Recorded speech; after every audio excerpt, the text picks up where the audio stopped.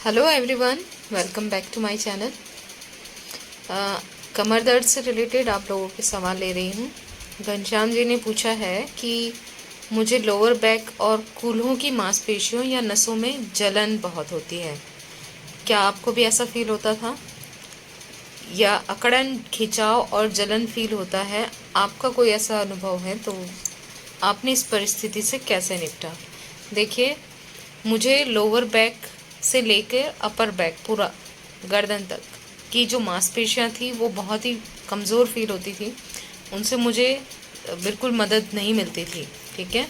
और नसों में जलन वो मुझे नहीं थी, पर किसी किसी को नसों में जलन होती है और उन लोगों का आप कमेंट देख सकते हैं कि उनको कैसे रिलीफ आ रहा है।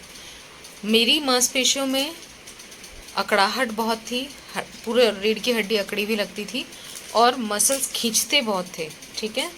तो ये चीज़ें जो मेरी क्योर हुई हैं वो मैंने जो बताया है आप लोगों को उसी से क्योर हुई हैं। इससे अकड़ जाएगी आपकी हड्डी, ठीक है। तो वो चीज़ भी आपको करना है और मालिश और सिकाई उसका तरीका जो मैंने बताया है प्लीज़ उसी तरीके से करके देखें तो आप।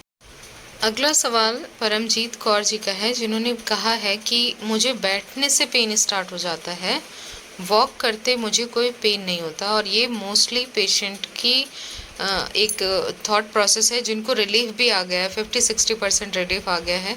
उन लोगों का भी कहना ये हो जाता है कि अब हमें रिलीफ आगे महसूस नहीं हो रहा है।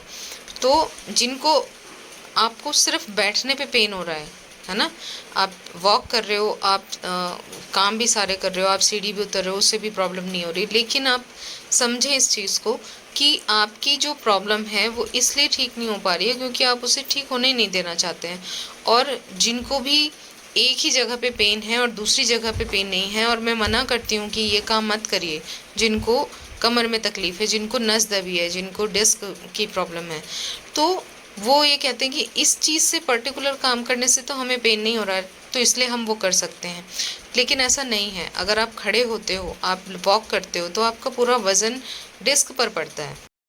एक बात का हमेशा ध्यान रखिए कि अगर आपको कोई भी प्रॉब्लम नस दबने से या डिस्क से रिलेटेड है और उसकी वजह से पेन आता है, तो हर वो काम करने से बचिए जिसकी वजह से डिस्क पर प्रेशर आए, आपकी नस पर ज़्यादा प्रेशर आए, वो चीज़ों से अब बचिए। जैसे आप कह रहे हो कि मुझे बैठने पे दर्द आ रहा है लेकिन वॉक करने से मुझे नहीं होता है, तो प्लीज़ वॉक भी अभी कम से कम करें। आपको डिस्क को ठीक करना है तो आप मेडिसिन के साथ में परहेज़ फॉलो करिए। ज़्यादा देर खड़े होना, ज़्यादा देर बैठना, वॉक करना आपके लिए हानिकारक है। सीढ़ी चढ़ना वो ख़राब है आपके लिए। आपको झुकना और नीचे बैठना, चेयर से नीचे बैठना वो ख़राब है।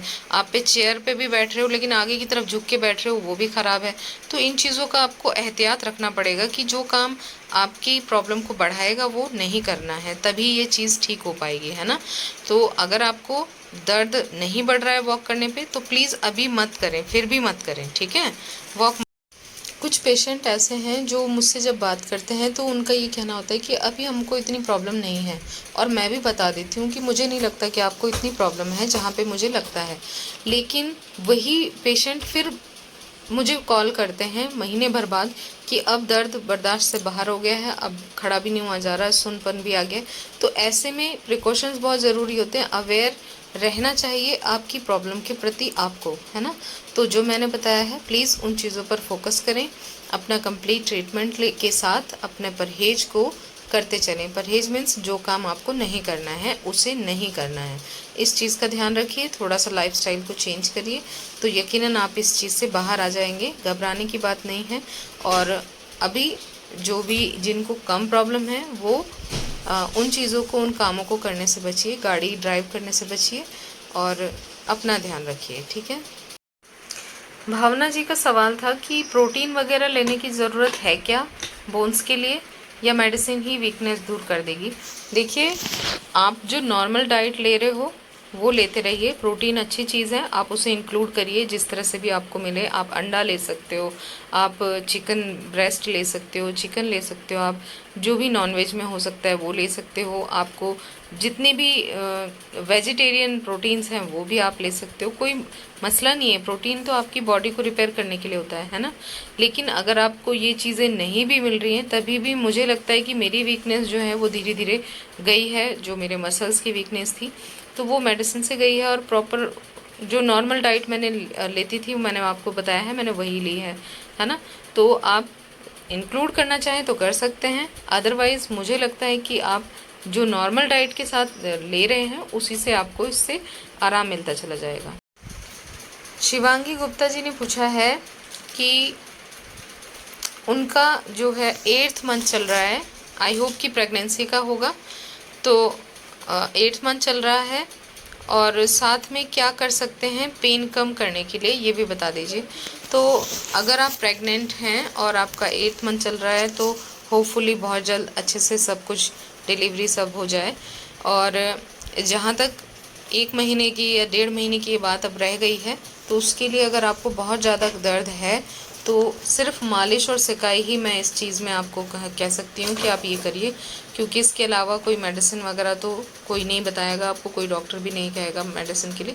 तो आप अभी सिर्फ परहेज के साथ, जो मैंने खाने के परहेज बताए हैं उनके साथ आप सिर्फ मालिश और सिकाई को इंक्लूड करिए अपने पीठ पर। और आप पेट के बल तो लेटेंगे नहीं मालिश और सिकाई के लिए, तो कमर जो करवट के बल लेट कर ही आपको मालिश और सिकाई करनी है। कुछ ही वक्त रह गया है तो अपनी हिफाजत रखिए और घबराइए मत, थोड़ा ही वक्त है। उसके बाद आप जब आप डिलीवरी के बाद आप अपनी मेडिसिन वगैरह सब ले सकते हैं। तो इस वक्त थोड़ा सा हौसला रखिएगा, और अगर मालिश और सिकाई से भी नहीं कुछ रिलीफ मिल रहा है तो ऑइंटमेंट जो भी आपको डॉक्टर बता सकते हैं वो ऑइंटमेंट आप उस वक्त यूज़ करिए।